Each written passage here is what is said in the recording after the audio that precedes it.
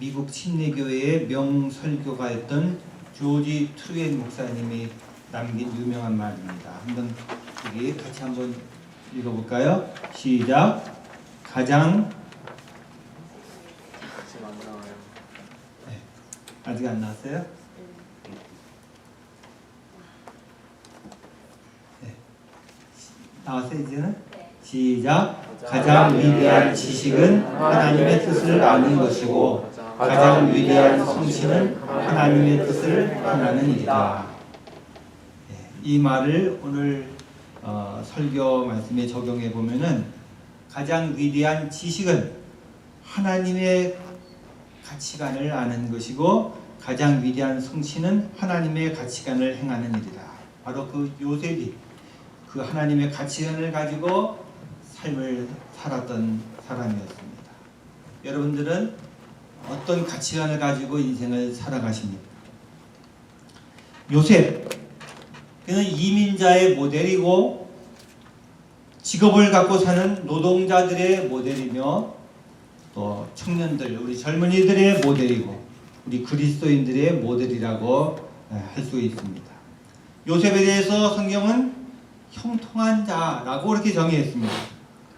3절에서 여호와께서 그의 범사에 형통케 하심을 보았더라. 이 형통이란 말은 나를 둘러싼 내 모든 그 환경들이 내 뜻대로 내 마음대로 되어지는 그런 삶을 말하는 것이 아니라고 했습니다. 형통이란 우리의 인생이 순풍에 돛 달듯이 가는 그런 인생을 말하는 것이 아니라 때로 고난도 당하고 감옥에도 갇힐지언정 때로 실패도 겪고 억울한 일을 당하기도 하지만 내가 가진 그 가치관, 올바른 가치관, 올바른 그 철학을 가지고 내 모든 인생의 그 우여곡절 그 환경들을 아름답게 바꾸어가는 그런 삶, 그런 아름다운 창조적인 모습을 형통한 삶이라고 이렇게 말할 수가 있는 것입니다. 요셉은 어떤 가치관, 어떤 철학을 가지고 인생을 살았습니까? 우리 지난주 첫째로 그는 고난에 대해서 바른 가치관을 가지고 살았습니다. 고난이란 하나님의 심판이 아니라 내 인생을 더 좋게 만드시는 하나님의 섭리의 한 과정이라고 이해하였습니다. 요셉은 또한 거룩에 대해서 바른 가치관을 가졌기 때문에 어떤 인생의 유혹이 찾아왔을지라도 자신이 하나님 앞에서 살고 있다라는 그런 분명한 인식을 갖고 있었기 때문에 유혹에 넘어지지 않는 삶을 살 수 있었습니다.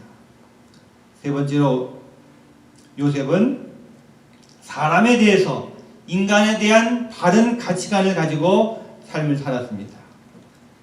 우리는 모두 싫으나 좋으나 매일같이 사람들을 만나며 살아갑니다.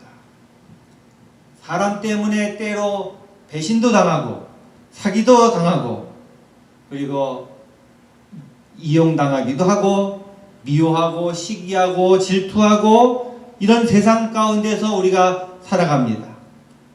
어제는 가까운 친구였는데 오늘은 돌연 원수로 둔갑한 경우가 또 얼마나 많습니까? 살을 부비며 동고동락 평생을 같이 살자고 서약했던 그 부부 관계가 어느 날 한순간 풍지박산이 되어서 남남이 되거나 원수가 되어버리는 그 모습은 텔레비전 속 드라마의 이야기뿐이겠습니까? 어느 텔레비전에서 할아버지 할머니들이 나와서 게임을 하는데 할아버지가 문제를 내서 할머니가 대답을 하는 그런 퀴즈 대결 프로였습니다. 할아버지가 어떤 단어를 설명해야 되는데 그 단어가 천생연분이라는 단어였다고 합니다. 할아버지가 할머니에게 설명을 합니다. 당신하고 나하고의 그 관계 재촉을 하는데 이 할머니가 대답을 합니다. 왼수. 아니 그 말 말고 네 글자로 네 글자. 그랬더니 평생 왼수 대답했다고 합니다. 여러분들은 사람을 어떻게 취급하고 계십니까? 요셉은 사람에 대해서 분명한 가치관을 가지고 살았습니다. 그것은 섬김과 용서의 대상으로 여기는 그런 가치관이었어요. 그래서 그는 어린 시절엔 자신의 형들을 기꺼이 섬길 수가 있었고, 또 노예 신분으로 애굽에 팔려와서 보디발의 집에서 일하면서 그 주인을 섬길 수가 있었고, 감옥에서는 또한 동료 제소들을 섬길 수가 있었고, 훗날 총리 대신이 되어서는 백성들을 섬길 수가 있었던 것입니다. 그리고 자신을 노예로 팔았던 형들을 다시 만났을 때 요셉은 그들을 결코 원수로 취급하지 아니하고 형들의 모든 잘못을 용서해주고 다시 새롭게 형들을 섬길 수가 있었던 것입니다. 여러분, 헨리 나우엔이라는 유명한 영성 작가가 있습니다. 이 상처받은 치유자라는 유명한 책을 저술한 분인데, 이분은 오랜 기간 예일대 그리고 하버드 대학에서 교수로 그렇게 활동하셨던 분입니다. 이분이 약 20년 전에 돌아가셨는데, 이번에 말년에 이분은 자신의 그 교수직을 그만두고 캐나다 어느 공동체에 들어가서 정신지체자들을 섬기는 일을 하다가 돌아가셨습니다. 이분이 돌아가시기 전 자신이 고백을 하기를, 예일대에서 하버드에서 수십 년간 교편 생활을 했을 때 그때보다도 말년에 잠시 교수직을 그만두고 정신지체자들을 섬길 때, 그때가 자신의 인생의 가장 행복했던 때라고 그렇게 고백을 하고 있습니다. 그분은 그곳에서 섬김의 훈련을 받으면서 섬김의 그 기쁨을 만끽할 수가 있었던 것입니다. 우리 교회가 매주마다 식사를 한 다음에 설거지를 하는 시간이 있는데 돌아가면서 합니다. 이 설거지하는 일은 남들 다 하기 싫어하는 설거지 할 수 없이 돌아가면서 하자 하는 그런 뜻으로 하는 것이 아니라, 이 설거지 시간에 바로 우리가 섬김을 배우는 그런 시간이 될 수 있다고 생각됩니다. 헨리 나우엔 교수가 교수직을 버리고 장애 아동을 섬겼던 것처럼 그 섬김을 통해서 기쁨과 행복감이 솟아날 수 있었던 것처럼 말입니다. 그래서 저희 부부도 시간 될 때마다 다운타운 홈레스 쉘터에 가서 거기서 앞치마를 두르고 설거지를 하면서 그 홈레스 피플들에게 식사를 제공하는 일을 또 협력을 하는 시간을 갖는데, 그때마다 뭔가 봉사하려고 하는데 봉사를 받고 내 마음속의 기쁨과 감사가 솟아나는 것을 경험을 하고 돌아옵니다. 우리 교우들도 함께 시간 내셔서 같이 그런 봉사하는 일에 더 참여하면 좋을 것 같습니다.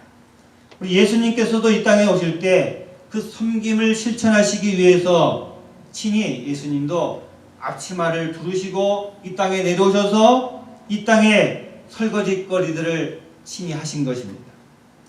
인자에 온 것은 섬김을 받으려 함이 아니라 도리어 섬기려 하고 자기 목숨을 많은 사람의 대속물로 주려 함이니라. 또 예수님이 이런 말씀도 하셨습니다. 사람이 나를 섬기려면 나를 따르라. 나 있는 곳에 나를 섬기는 자도 거기 있으리니 사람이 나를 섬기면 내 아버지께서 저를 귀히 여기시리라. 우리 그리스도인이란 누구입니까? 섬기는 사람들이에요. 위로는 하나님을 서비스하는 사람들이고 또 아래로는 사람들을 썰고 하는 사람들입니다.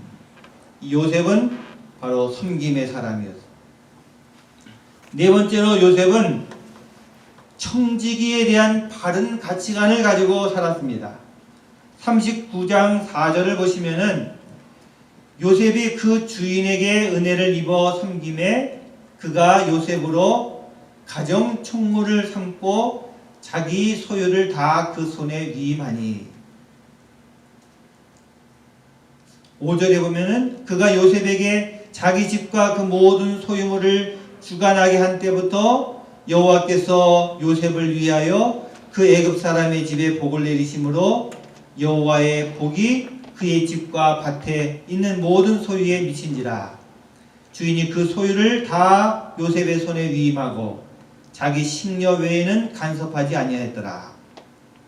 요셉을 가정 총무로 삼았다는 말은 관리자로, 청지기로, 매니저로 삼았다는 말입니다.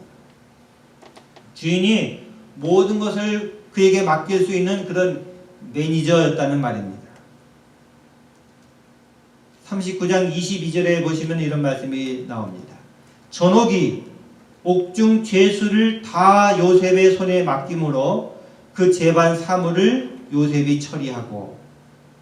감옥 안에서도 요셉은 죄수들의 매니저가 되었다는 말입니다. 그리고 그가 이집트의 총리 대신이 되었습니다. 곧 나라의 매니저가 되었다는 것입니다.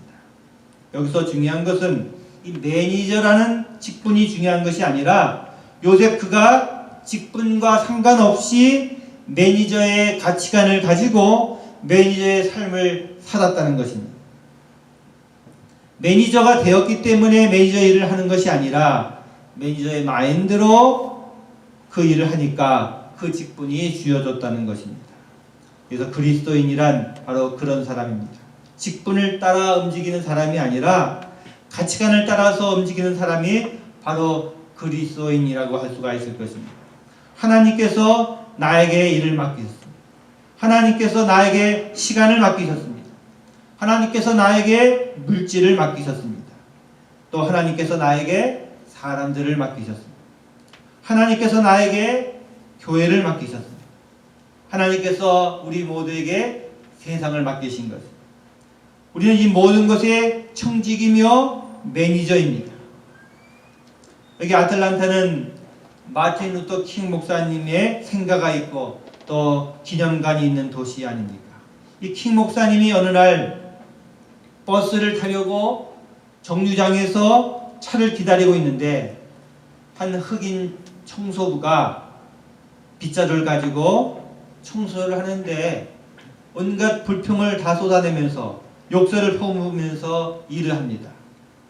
이 모습을 우연히 지켜본 그 킹 목사님이 이 청소부에게 다가가서 다음과 같이 말을 했다고 합니다. 여보시오, 젊은 형제, 무엇이 그리 못마땅한고, 무슨 불만이 그렇게 많아서 길거리나 잘 쓸 일이지 그렇게 욕지거리를 하는가? 이때 이 청소부가 대답합니다. 아니, 우리는 인간도 아니란 말입니까? 왜 우리는 백인들이 어지러 놓은 거리나 쓸어야 하고 백인들이 사용한 사무실, 그들이 더럽혀 놓은 화장실이나 청소해야 합니까?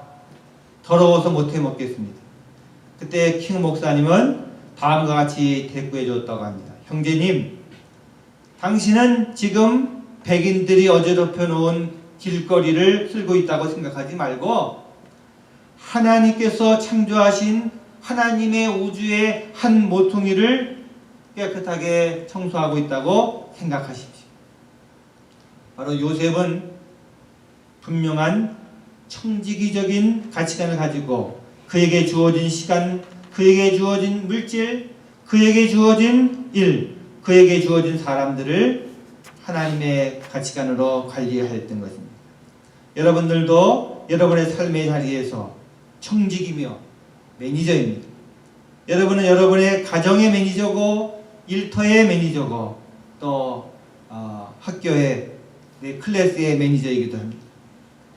매니저는 타이틀이 중요한 게 아니라 그런 마인드와 가치관을 가지고 살아가실 수 있기를 바랍니다. 마지막으로 요셉은 분명한 믿음의 가치관을 가지고 살았어요.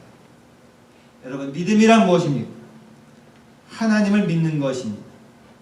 우리 인간의 힘으로, 스스로의 힘으로는 할 수 없다는 것을 우리가 하나님 앞에 겸손하게 인정하면서 하나님의 공로와 은혜를 내 삶에 받아들이는 것 아니겠습니까?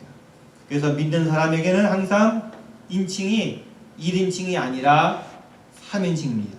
내가 한 것이 아니라 하나님이 하셨습니다. 하나님의 은혜로 가능했습니다. 요셉은 그 믿음을 가지고 삶을 살았고, 요셉은 그 믿음으로 말미암아 고난을 극복했고, 그 믿음으로 말미암아 유혹을 이길 수가 있었고, 또 그 믿음으로 말미암아 청지기의 삶을 살 수가 있었습니다.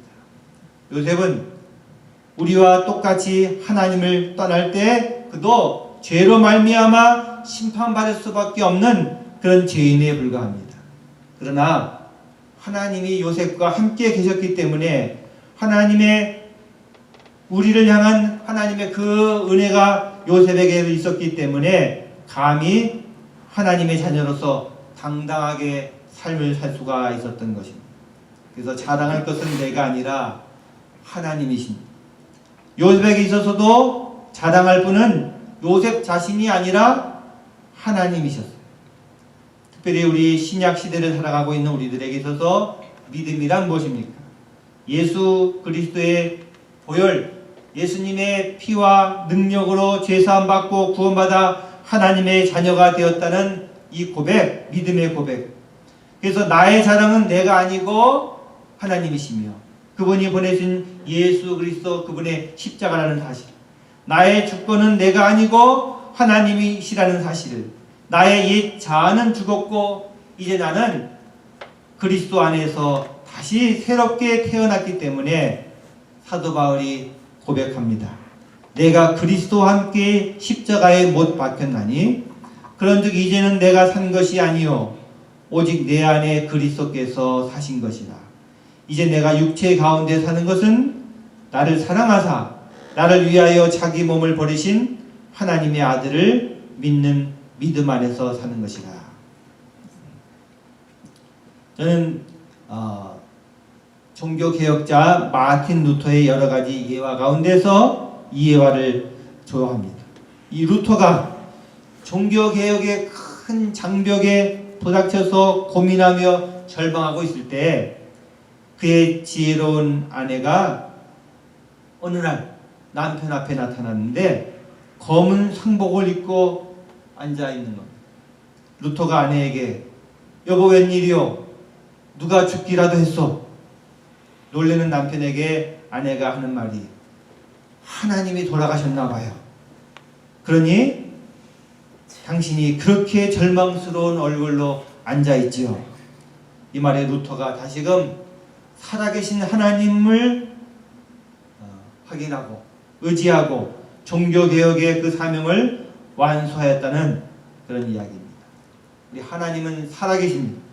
살아계실 뿐만 아니라 나를 사랑하시고 또 나를 친히 돕고 계십니다.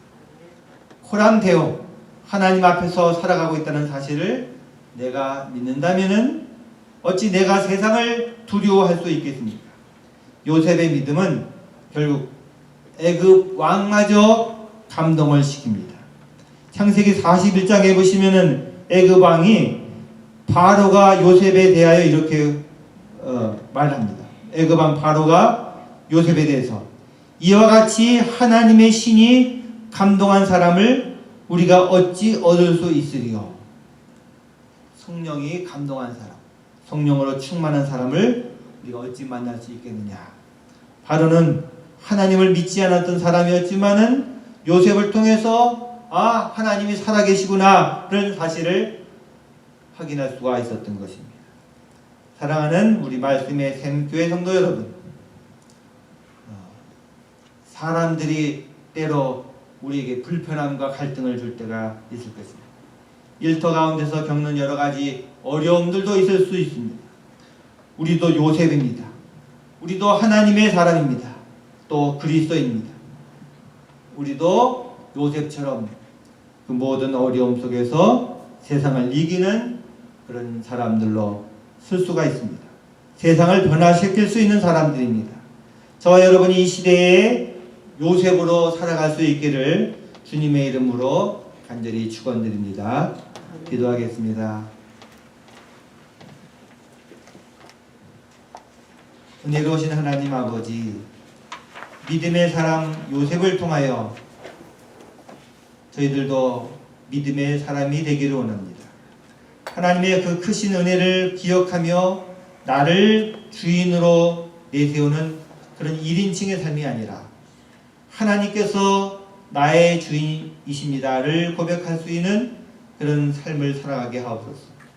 하나님, 저희들 이 시대에 청지기가 되게 하여 주옵소서. 물질의 청지기, 시간의 청지기가 되게 하시고, 가정의 청지기, 직장의 청지기가 되게 하시고, 교회의 청지기가 되어 주님을 죽도록 충성하는 저희들 되게 하여 주옵소서. 우리 교회가 그런 충성된 자로 넘치는 그런 교회 되게 하옵소서. 우리 모두가 섬기는 자가 되게 하옵소서. 교회를 섬기며 가정을 섬기며 그리고 세상을 섬기게 하옵소서. 우리 모두 이 시대의 요셉이 되게 하옵소서. 이민생활, 또 유학생활, 요셉처럼 승리하게 하옵소서. 직장생활, 요셉처럼 승리하게 하옵소서. 우리 성도들, 청년들, 학생들 모두 요셉처럼 하나님의 가치관을 가지고 하나님의 꿈을 꾸면서 하나님의 청지기가 되어 세상을 섬기며 다스리는 자들이 되게 하옵소서. 예수님의 이름으로 기도드립니다. 아멘.